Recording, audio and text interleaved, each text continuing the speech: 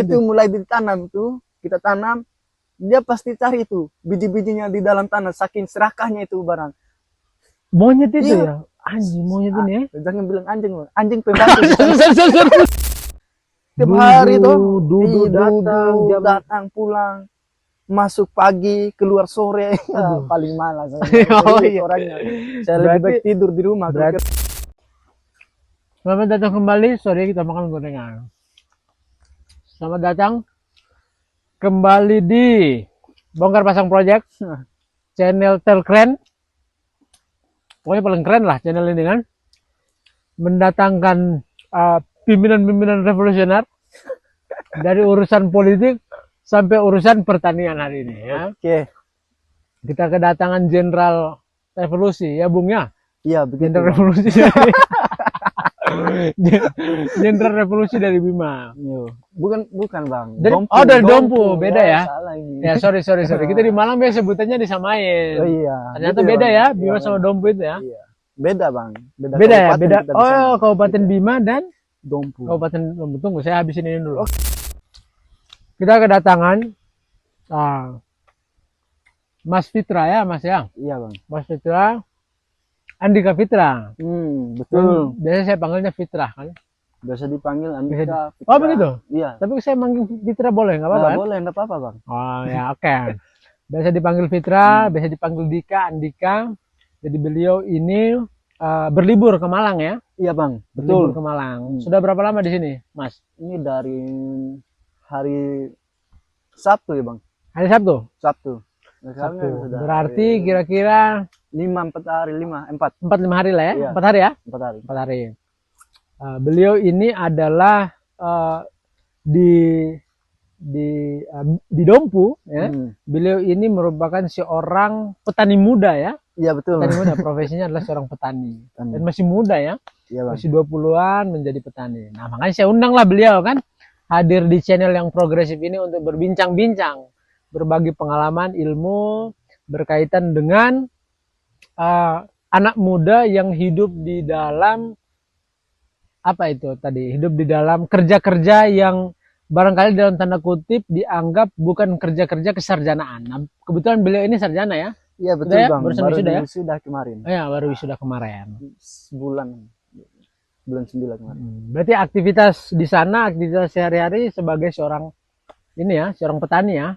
Iya Bang, betul. Nah, coba ceritakan sedikit, memperkenalkan dirimu dulu biar ini penggemar-penggemar Bongkar Pasang ini tahu kalau Mas Fitra ini siapa dan kenapa dia menjadi seorang petani. Oke, baik. Petani muda ya. Assalamualaikum warahmatullahi wabarakatuh. Sabar Mas, saya sambil makan boleh Oke, ya? boleh. Oke. Mas kalau makan aja. Perkenalkan, nama saya Andika Fitra. Kamu Saya kayak di kelas dari aja, santai aja ya. Jangan Dompu kayak ya. di kelas. Oke. Dari Dompu NTB. Di sini saya diundang oleh teman-teman Bongkar Pasang untuk menceritakan pengalaman saya di Dompu sebagai petani muda ya. Memang di Dompu kebanyakan itu orang-orang di sana itu bertani. Secara keseluruhan ya? Ya, hampir keseluruhan itu orang-orang di sana bertani. Dan yang perlu teman-teman ketahui juga bahwa orang-orang di Dompu menghidupi keluarganya itu lebih banyak di segi pertanian. Dan bahkan mereka itu mampu menyekolahkan anak itu Dari hasil pertanian sampai ke jenjang yang lebih tinggi Bang. Bahkan sampai yang ikut tentara itu pakai semua dari hasil pertanian. Nah, sebelum lebih lanjut, Dompu itu kabupaten kan? Iya betul Bang. Kamu di kecamatan apa? Dirimu, Mas Fitra, di kecamatan apa? Di desa apa? Saya biar teman-teman tahu, oh ternyata di Dompu itu banyak. Iya. Saya di kecamatan Dompu, Kabupaten Dompu juga. Kabupaten Dompu, Kecamatan Dompu. Ya, betul. Sebutnya jangan dibalik-balik, Mas. Di desa, tepatnya di Desa Oo. Ya. Desa apa? Desa Oo. Penyebutannya bagaimana? Oh, gitu. Oh ya. Oh. Kalau diartikan itu sebenarnya bambu, Oh. bambu, desa bambu artinya. Artinya bambu. Bambu. Karena di desa itu banyak bambu. Banyak bambu dan kebetulan di sana juga kan ada itu bekas-bekas ini penjajahan tempat orang-orang Belanda dulu. Mungkin karena identik dengan bambu, mungkin dulu. Belanda identik dengan bambu. Iya, mungkin teman-teman mengusir Belanda itu dengan Bambu runcing. Ya, betul, runcing. karena Masuk akal. Masuk akal. betul.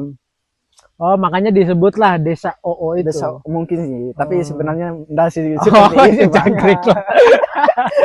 Ya, tapi ini ya, Mas Fitra. Iya, iya. Berarti secara keseluruhan teman-teman di kecamatan ya, kita lebih segmented lagi ya, Iya. Kecamatan Dompu ini memang saya perlu lihat dulu ya, apakah secara mayoritas anak-anak muda ini memang bertani begitu ya. Sehingga Mas Fitra juga petani ini kan kalau di kalangan masyarakat urban perkotaan ya toh, atau secara ini ya, mainstream ya, orang melihat itu anak muda itu kan jarang bertani ya. Yang concern dan serius ya.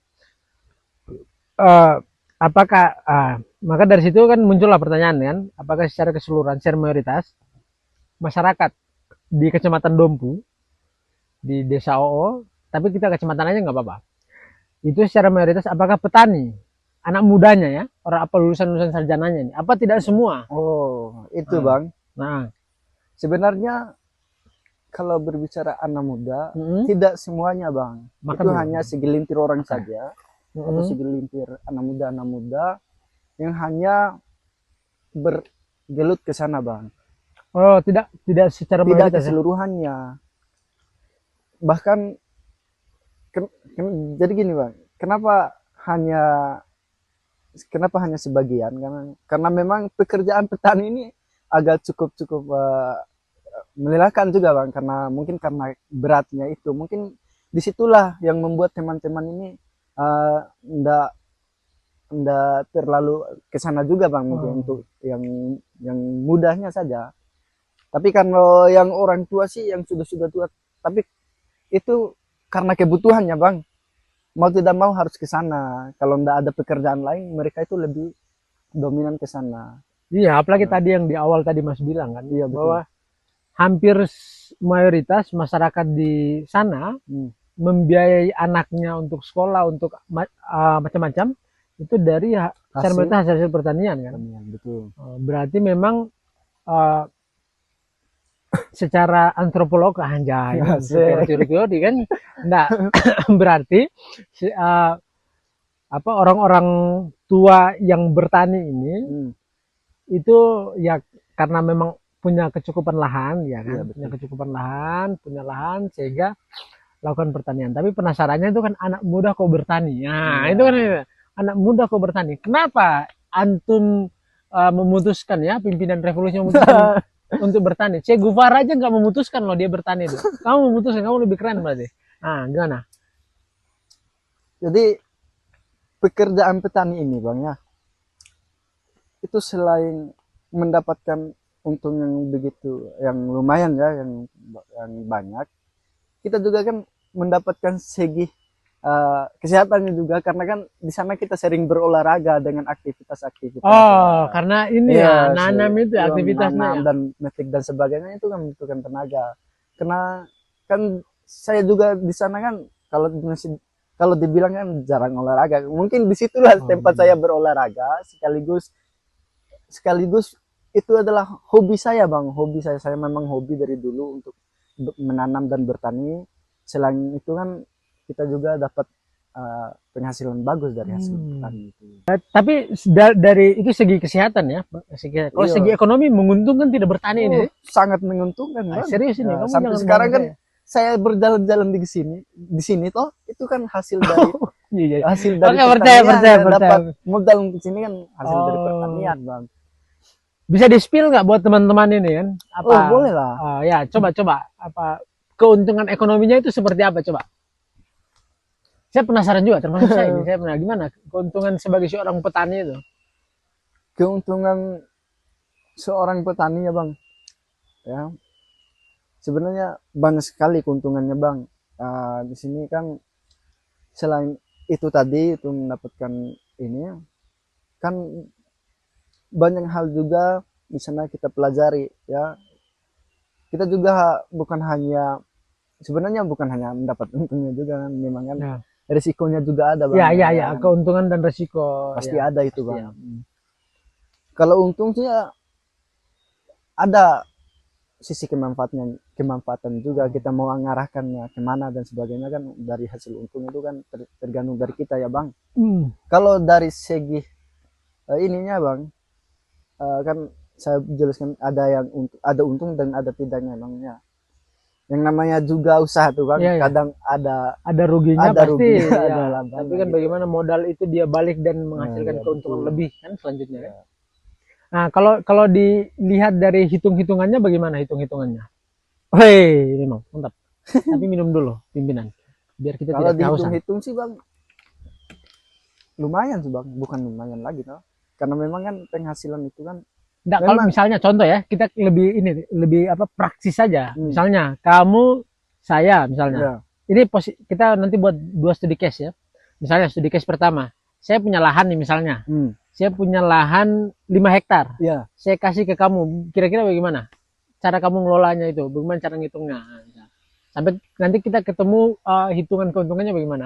Ya. Abang yang punya lahan. Ya, saya punya lahan misalnya 5 hektar. Abang menyuruh saya Saya mengelola. kasih, ya, halo Mas, Mas Fitra, tolong saya punya lahan 5 hektar ini bagaimana agar bisa produktif. Nah, itu bagaimana? Ya kan Aduh, minta tolong tergantung Masnya ini kan lahan ini mau ditanam apa dulu. Oke, lahannya mau ditanam apa dulu ya? Oh, Berat susah ya? Aduh, sorry. Mas Memang ini. kalau tangan petani itu memang Oh iya, oke. Siap. Oke, bismillah. Oke. Iya, gimana? Oke. Tadi kan Mas punya lahan 5 hektar. Ya. Terus Mas apakah ingin mencari tahu atau ingin menyuruh saya untuk mengelolanya gimana? Iya, itu. Menyuruh saya mengelola. Kalau saya sih bagusnya itu untuk menanam jagung. Oke, jam jagung. Nah, kenapa menanam jagung? Karena itu yang sangat mudah bagi saya ya Bang. Oke. Karena habis nanam kita beri pupuk dan sebagainya toh, itu hanya tinggal nunggu panen saja Bang. Saking mudahnya bagi saya itu. Oke. Berarti hitung-hitungannya seperti apa? Misalnya saya ini tidak tahu apa modeling pertanian segala macam, tapi saya punya lahan nih. Nah, saya teleponlah Mas Fitra ini kan sebagai yang sudah berpengalaman di bidang pertanian, terutama di bagian jagung, kan gitu ya. Nah, coba di sharing ke saya gitu. Atau model kerjasama, kemudian nanti modalnya berapa, hitung nanti range keuntungannya berapa nanti. Iya, betul. Pengeluarannya apa, kemudian di lapangan yang ditemukan apa aja. Kalau untuk pengeluarannya Bang, untuk modalnya ini Bang, itu bisa masuk sampai 15 juta per hektar. Itu sampai kita panen ya. Dari kita babat, dari kita bersih-bersih lahan, nyemprot dan sebagainya, bibit dan sebagainya itu sudah masuk ya lebih kurang 15 juta itu sudah tuntas untuk 1 hektarnya. Itu 1 hektar. Ya, kalau Abang itu punya lahan sendiri. 5 hektar ya. Lahan sendiri toh. Nah, kalau untuk keuntungannya Bang, ketika harga jagung ini bagus ya, semisal rata-rata di sana itu dijual dengan harga 4.000, itu sebenarnya belum bagusnya Bang. Oh, itu ini normal ya, middle, harga middle. Itu kan normal. Itu dikalikan, biasanya kita dapat di sana lebih kurang 10 ton dalam 1 hektar. Nah, 1 hektar bisa 10 ton bahkan lebih, atau bisa juga kan 1 hektar berapa ton? 10 ton. 1 hektar itu. 1 hektar. Yang namanya juga ini Bang, kalau berbicara tentang usaha atau bisnis itu pasti ada untung, ada ruginya kan, ada labanya kan gitu. Yang pasti kalau harganya 4.000 itu kita kalikan dengan 10 ton tadi, dan kalau dijumlahkan itu 40 juta per hektarnya. Itu kalau itu 10 ton, hasilnya 10 ton. Nah, kotor kita punya modal tadi 15 juta. Nah, keuntungannya dikurang modal. berapa? Gimana? Itu bisa dihitung, Bang. Oke. Ya, Iya, 15 iya, iya. juta, 40 juta kurang 15 juta, sisanya berapa? Iya.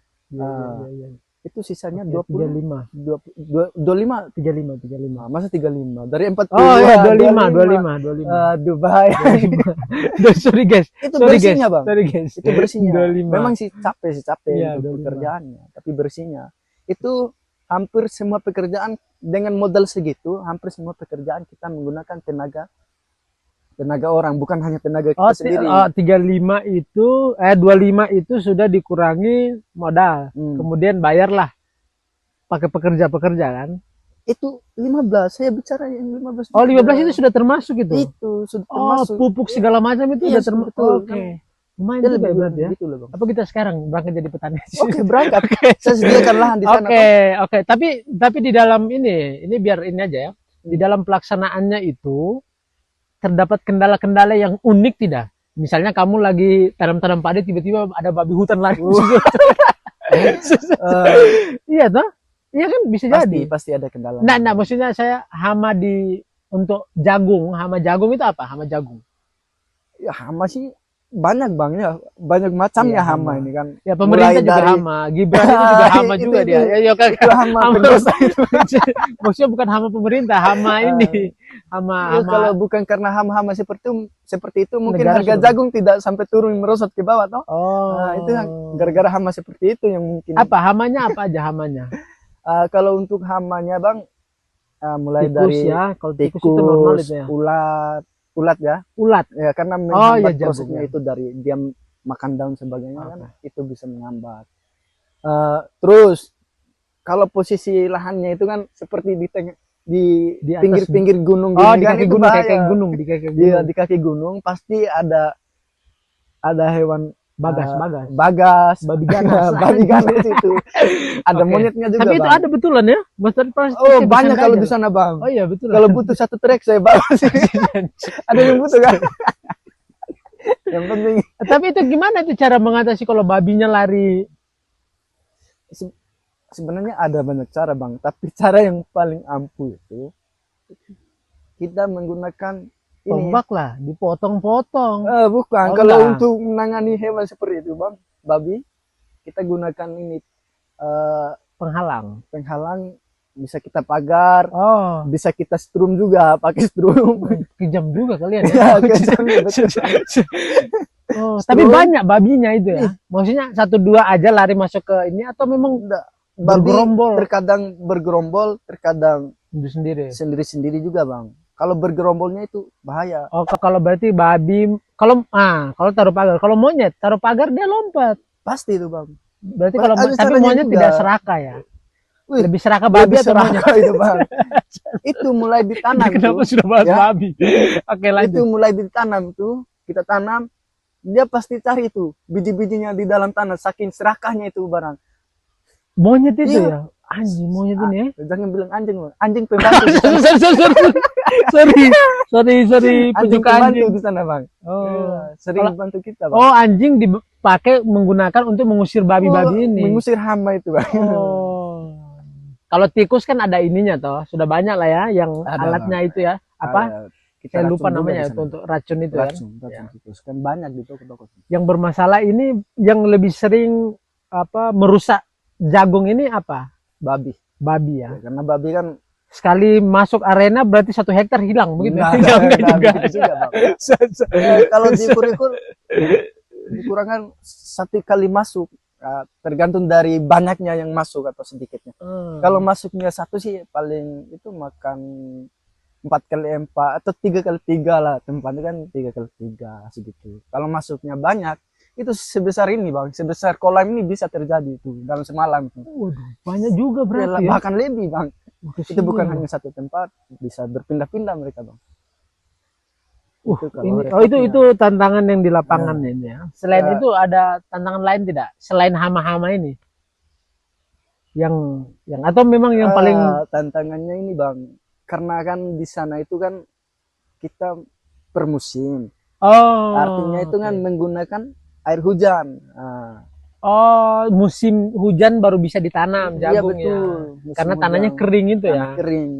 Ya tantangannya kan yang jelas kalau tanah hujan yang turun pasti jagungnya Jagungnya rusak ya. rusak. Berarti biasanya ditanam di bulan-bulan apa? Biasanya sih di akhir-akhir tahun seperti ini bang, karena memang Oh, kan itu cuacanya lagi masuk ini ya. Masuk musimnya. musim hujan gitu.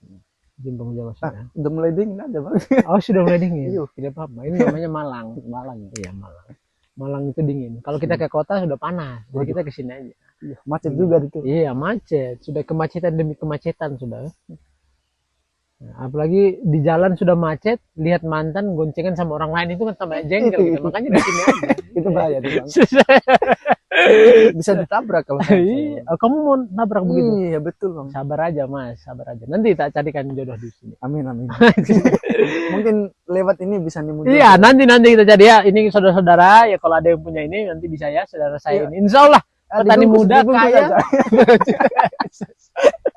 Kayak gorengan aja bang. Ya itu kan tadi soal soal ini ya, gitu ya, Mas Fit.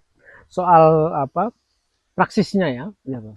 Praksis apa hama dan seterusnya itu ya. Mungkin sebelum kita masuk lebih jauh, kira-kira tadi kan sempat bilang di awal tadi tuh apa namanya, harga jagung itu ada yang middle, ada yang naik. Itu penyebabnya apa biasanya itu? Apa karena kelangkaan itu atau apa?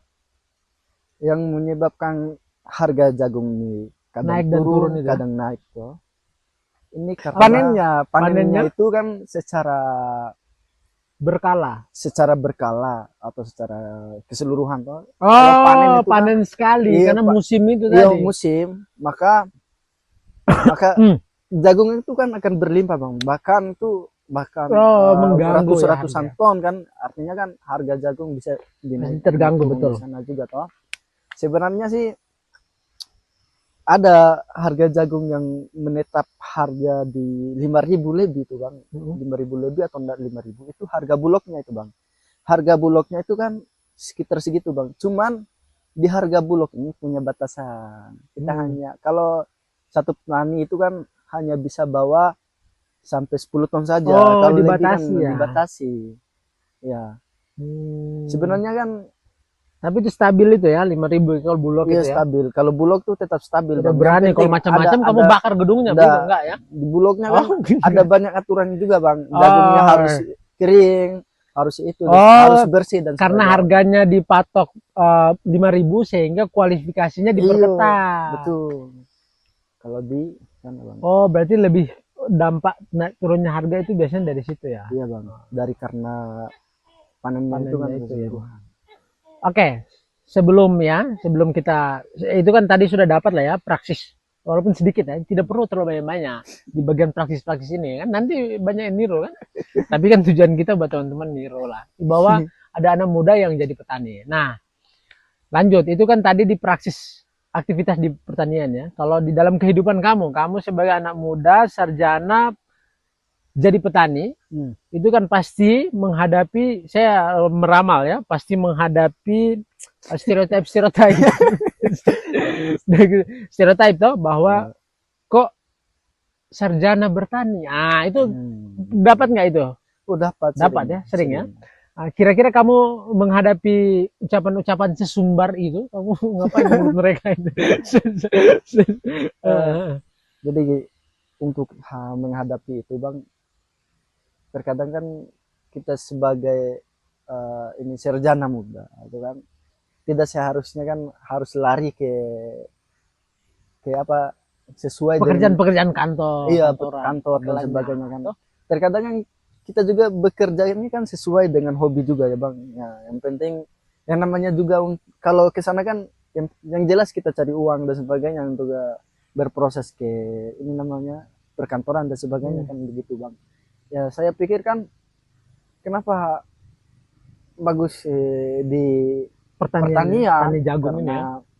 Di sisi lain sudah saya jelaskan dari tadi, kita dapat berolahraga dan sebagainya di sana, dan di sisi kenapa orang-orang di sana sering bertanya seperti yang dijelaskan oleh abang tadi, bahwa kenapa harus menjadi petani.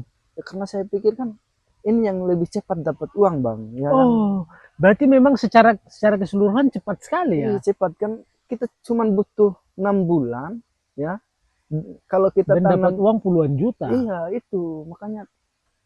Berarti mereka-mereka yang kerja di kantor uangnya dikit ya. Iya. Kan kita cuman kerja kan simpel saja di situ, bang, yang sudah dijelaskan tadi itu kan, cuman kerja habis nanam, mupuk, semprot dan sebagainya kan selesai. Itu kan paling kerja itu kan butuh sampai 2 bulan lah untuk itu semua kan. Habis itu kan kita tinggal tunggu panen saja, bang. Nah, kalau kerja di kantor saya tiap hari tuh duduk datang pulang, masuk pagi keluar sore. Paling malas. Oh, iya. Orangnya saya lebih baik tidur di rumah. Berarti kamu memang mementingkan ini ya, kesehatan batin kamu ya sebagai seorang petani. Sudah banyak duit, aktivitasnya bisa di spare dengan waktu-waktu longgar ketika bukan musim, kan gitu ya. Bisa jalan-jalan ke Malang kan begitu. Ini tidak bisa dilakukan. Coba kalau yang PNS dan sebagainya mungkin Bisa. mereka masih mereka bekerja, bisa kan? tapi pakai uang negara kan, kamu kan pakai uang pribadi, bro. Enak. Iya. Dan merugikan Merdeka, iya. Saya merdeka. Kita menyumbang buat negara kan lewat Betul. pajak-pajak itu. Kamu beli pasti, bang. modal-modal beli pupuk itu kan dipajaki oleh negara. Iya. Kamu menyumbang buat negara. Kasihan juga negara. Kalau saya anda sumbang, repot juga mereka. Mana mungkin mereka korupsi, bang. Jangkrik. Iya. Berarti kamu sudah tidak peduli lah ya sama ucapan-ucapan ini ya. Tidak peduli, bang. Memang saya sangat terinfluence sama kamu ini, Mas. Memang luar biasa, kamu muda, punya energi, sebagai seorang sarjana, cara berpikirnya itu anti mainstream, memang mestinya begitu. Gelar sarjana itu kan Minum sorry guys. Gelar sarjana itu kan ya, bang, memang mestinya dia itu corak berpikirnya ya, orang yang manusia yang sarjana itu corak berpikirnya itu memang harus anti mainstream, tidak boleh sama seperti corak berpikir umum bahwa kerja selesai sekolah berarti ngantor, kerjanya di kantor harus ber-AC dan seterusnya. Tapi kan ada ruang-ruang di mana itu bisa menghidupi kita dan bisa itu tadi bukan cuma menghidupi tapi bisa jadi kaya juga gitu kan. Dan iya, betul, bang. Ini kan duit didapat tinggal bisa diinvestasikan di ini. Kan gitu aja kan. Tinggal diselingan. Banyak uang bisa jadi kan kita bisa beli lagi lahan dan sebagainya kan. Oh iya, prospek reinvestasi bisnis ya. Itu, bang. Oke, memang berarti memang sudah cocok, sudah kamu jadi main-main ke Malang ini ya sebagai narasumber ini sudah paten betul ini sudah kan kira-kira kan. Pesanmu untuk anak-anak muda yang mereka ini sekarang kuliah punya lahan di daerah masing-masing tapi karena masih terkungkung dalam pikiran tidak mau jadi petani, mau di kantor, sehingga mereka merantau, tidak mau garap lahannya terbuang, digusur oleh negara, kemudian lalu pesan-pesan buat anak-anak muda ini, bukan anak-anak muda, kita juga masih muda, maksudnya pesan buat mahasiswa-mahasiswa ini, mahasiswa yang punya ini ya, punya lahan, sebagai putra daerah lah, pendekar-pendekar daerah. Simpel saja ya, bang, pesan saya. Ya kan tadi abang juga sempat menjelaskan bahwa kan tidak perlu malu kan. Ya, kemungkinan enggak, kalau mereka enggak mau garap sawah mungkin karena ini, bang, ya enggak mau kerja di lahan dan sebagainya, mungkin karena mereka kan yang namanya manusia kan pasti memiliki fisiknya masing-masing, kuat dan kerjanya bisa gimana mereka, bang. Cuman pesan saja sih, kalau untuk jadi petani enggak usah malu, karena memang kan jadi petani itu kan pekerjaan yang paling mulia menurut saya, bang. Memang itu sangat berat, sangat penyangga negara itu petani. Iya, bang, kalau enggak ada petani repot. Iya, kita tidak bisa makan. Iya, kasihan betul lah. Iya, makanya